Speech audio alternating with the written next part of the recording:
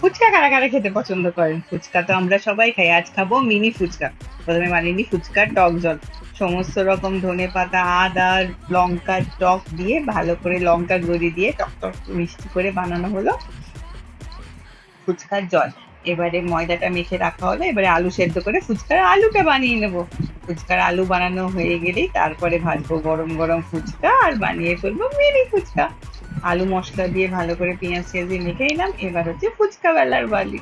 ফুচকা ভালো করে বেলে এবার গরম তেলে দিয়ে দেবো, তাদের পুরো ফুলকো ফুলকো লুচির মতো ছোট ছোট ফুচকা হয়ে যাবে। সব ফুচকাগুলো কেটে নিচ্ছি, এবার একটা একটা করে দিয়ে দেবো ভাজতে। ব্যাস, এই ভাজা শেষ হবে, ফুচকা রেডি।